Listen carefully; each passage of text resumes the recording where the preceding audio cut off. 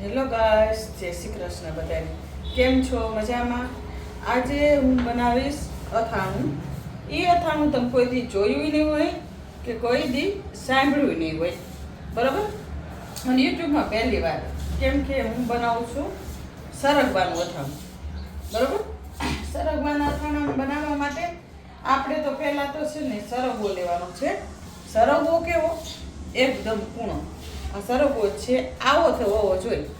આ તો હું લઈ આવી હતી સાંજે, પણ મારે છે ને વિડીયો બનાવો હતો એટલે ઓલું આજે સેજ ઓલો થઈ ગયો, બરાબર? એકદમ ફ્રેશ આવો કૂણો સરગવો લેવાનો. અને અથાણા માટે ફ્રેશ આવો કૂણો સરગવો લેવો જોઈએ. કેમ કાલ હું અને એના પપ્પા બે વોકિંગમાં ગયા હતા તો વાડીમાં હતો, એમને અમે પૂછ્યું કીધું અમારે અથાણા માટે લેવો છે સરગવો, તમે લઈ તો એમને હા પાડી કે કાંઈ વાંધો નહીં, લઈ લ્યો. બરાબર, આટલો મેં સરગવો લીધો છે. એની માટે આવો એકદમ કૂણો સરગવો હોવો જોઈએ. આમ અડો ને ત્યાં તમે બે કટકા થઈ જાય. અને સરગવાના બેનિફિટ કેટલા છે એ તમને બધાને ખબર જ હશે, તોય છતાં કહી દઉં. એમાં ફાઈબર એટલું છે, વિટામિન સી એટલી છે, અને બહુ સરસ. અને વેટ લોસ માટે તો બહુ સારામાં સારો સરગવો. તમે વેટ લોસ માટે તમે સરગવાનું સૂપ પીવો ને તો છે ને તમને એકદમ જલ્દી તમને ક્રેવિંગ ન થાય, ભૂખે નથી લાગતી ફટાફટ, અને તમારું પેટ ફૂલ રહે. અને હું યુઝ કરું છું સરગવા માટે. અને સરગવાના બેનિફિટ કેટલા છે, અને સરગવાના તો મોરિંગા પાવડર એ બહાર આવે છે, તમે બધા જોતા જઈશો. અને આ કૂણો સરગવાના તો બહુ ગુણ છે. અને આપણા મોદી દાદાએ તે સરગવાના પાનના પરોઠા ખાય છે, તમે વિડીયો જોયો હોય તો ખબર હશે. કને જોયો હોય તો મને કહેજો. થોડોક લેન્ધી થઈ જાય છે, પણ તમે છે ને આખો વિડીયો જોજો. અને સરગવાને છે ને તમારે એક આવડા નાના નાના આના ટુકડા કરી લેવાના છે, બરોબર? એકદમ કૂણો છે એટલે જુઓ ફટાફટ એકદમ સરસ એના ટુકડા બી થઈ જાય છે. અને એકદમ સરસ કૂણો સરગવો લેવાનો છે. એની માટે કાંઈ બહુ લાંબી પ્રોસેસ છે નહીં, બધા એને આવડી જાય એવો છે. અને સરસ લાગે છે. એકવાર ફરજિયાત તમે બનાવજો, અને પછી મને કમેન્ટ કરીને કહેજો કે એનો ટેસ્ટ તમને કેવો લાગ્યો. અને નો ડાઉટ બહુ મસ્ત લાગે જ છે સરગવાનું. મેં આના પહેલાં એકવાર અથાણું કર્યું જ હતું, તો હું બ્લોગ બનાવતી નહોતી, એટલે હજુ વખતે એના પપ્પા મને કહે તું કે આ સરગવાનું બનાવસ તો મને કહે તું બીજાને શેર કર એમ. સર ને હેલ્થ માટે સારો છે, ડાયાબિટીસ પેશન્ટ માટે સરગવો તો સારો જ છે, બરોબર? વેટ લોસ માટે સારો છે. અને આમાં બધી જ વસ્તુ આમાં ગુણનો ભંડાર છે સરગવો, બરોબર? હવે તમારે છે ને આવડા એને નાના નાના પીસ કરી લેવાના. મારે આ બધા સરગવાનું અથાણું બનાવી નાખવાનું છે. એની માટે જો આટલા છે ને નાના તમારે પીસ કરી લેવાના. એમાં આ બધું પછી હું ધીમે ધીમે બીજી નાખીશ, જાજી કટકા કરી નાખીશ. જાજો લેન્ધી થઈ જાય વિડીયો એટલે હું તમને અત્યારે બતાવી દઉં શોર્ટમાં, બરોબર? પછી એમાં કાંઈ જ નથી કરવાનું. આટલા સરગવાના કટકા થઈ જાય કમ્પ્લીટ, પછી હું તમને બતાવું. ચાલો, જો આપણે છે ને આ સરગવોને કટ કરી લીધો છે, અને આવડા ટુકડા કરવાના છે. જો આવડા ટુકડા કરવાના છે, બરોબર? અત્યારે તો કાંઈ જ નથી કરવાનું. એની અંદર નાખી દેવાનું છે 1 ચમચી મીઠું.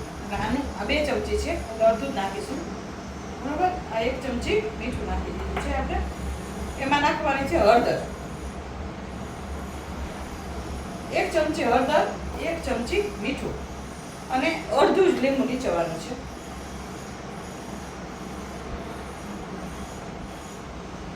ડી કાઢી લેવાના અને અડધું લીંબુ નીચવી દેવાનું છે આપણે આમાં, બરોબર?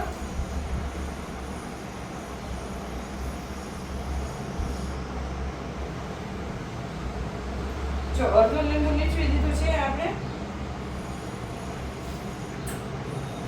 અને એને એકદમ આને સરસ રીતે મિક્સ કરી લેવાનું છે.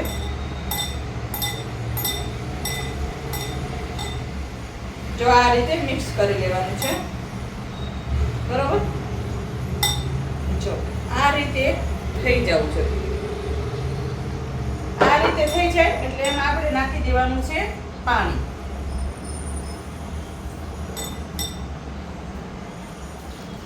પાણી 1 ગ્લાસ પાણી લીધું છે મેં, અને એને આપણે એકદમ આ છે ને આપણે સરગવો ડૂબી જાય ને એટલું પાણી લેવાનું. 1 ગ્લાસથી ડૂબી ગયો છે, બરોબર. આને હવે આને ઢાંકીને આપણે ઓવરનાઇટ રાખવાનું છે, બરોબર. પછી આના બધા મસાલા બનાવીશું. ચાલો હવે નેક્સ્ટ ડે તમને હું બતાવી દઉં કે શું શું આપણે ઇન્ગ્રીડિયન્ટ્સ હતા. એક આજ મેં તમને કીધું હતું, ખાલી પલાળવાનું પ્રોસેસ કીધી હતી, બરોબર. આજે જો મેં છે ને ઓવરનાઇટ પલાળી દીધો છે, એટલે ઓવરનાઇટ પલાળ્યો ને એટલે આવો થઈ ગયો છે એકદમ મસ્તીનો પલળીને. ચાલો જો છે ને આપણે આ સરગવાને આપણે કટકા કરી કાલ રાતે મેં પલાળી દીધા હતા. આખી રાત ઓવરનાઇટ રાખ્યા એટલે આવા થઈ ગયો છો એકદમ સરસ, બરોબર. આવા પલળી અને એકદમ આવા પીળા થઈ જાય. આમાં કાંઈ બેઝિક ઇન્ગ્રીડિયન્ટ્સ છે, તમને બતાવી દઉં. આ બાજુ જો આમાં છે કાચી કેરી એક લીધી છે મેં. આપણે હવે અત્યારે છે ને ચાલુ થઈ ગઈ કેસર કેરી કાચી આવવાની, એટલે મેં એ લીધી છે. એ ન હોય તો ઓલી તોતાપુરી આવે એ લઈ શકો તમે, બરાબર. આ એક કેરી લીધી છે મેં, એને મેં ખમણી નાખી છે, બરાબર. અને આ અડધી વાટકી રાઈના કોરિયા લીધા છે, એની અંદર ચપટી ઘી નાખીએ. અને બીજું તો છે હળદર, મીઠું. અને આમાં બેનિફિટ બીજો કાંઈ નથી. બેનિફિટ શું છે, આમાં તેલ એકદમ ઓછું આવે, સહેજ જ કહેવાય, બરાબર. આ તેલ લઈ લીધું છે મેં, ગરમ કરી અને ઠંડુ કરીને મેં તેલ લીધું છે, બરાબર. એટલે એમાં બીજું કાંઈ છે નહીં. કાલ મેં તમને બતાવી દીધું હતું. એટલે જો આપણે છે ને આને એમાં ટ્રાન્સફર કરી દે, બરાબર. જો આ રીતે આમાં. અને મીઠું અને હળદર એ બે છે ને આપણે આ કેરી અને રાઈના કુરિયાના માપનું જ લેવાનું છે. કેમ કે આમાં આપણે કાલે છે ને લીંબુ, મીઠું ને હળદર નાખીને પલાળ્યા હતા, એટલે આ થોડા ખારા તો થઈ જ ગયા છે, બરાબર. એમાં છે ને આપણે પહેલાં કાચી કેરી નાખી દેવાની, બરાબર. જો આપણે આ કાચી કેરી નાખી દીધી છે. હવે એની અંદર આપણે નાખવાના છે મીઠું, બરાબર. આમાં 1 ચમચી મીઠું છે આ. અને હળદર 1 ચમચી જ છે. અને થોડુંક તેલ. અને આ રાઈના કુરિયા, બરાબર. પહેલાં મિક્સ કરી લો હળદર.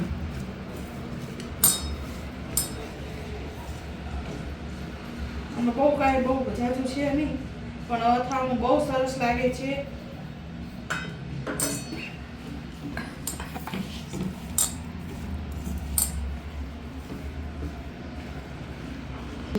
જો આમાં નાખ્યા છે આપણે રાઈના કુરિયા, બરોબર. જેમ જોઈએ એમ લેવાના. મેં અડધી વાટકી દીધી હતી, બરોબર.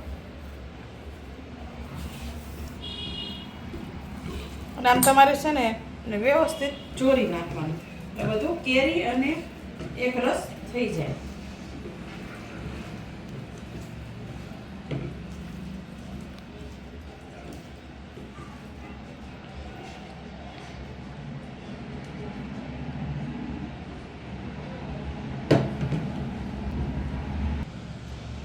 તો ચાલો આપણું અથાણું તૈયાર છે, સરગવાનું અથાણું, બરોબર.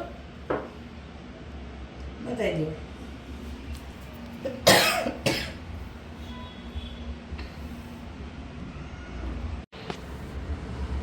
આ અથાણું તમે કોઈ દિવસ જોયું નહીં હોય, કોઈ દિવસ ખાધું નહીં હોય.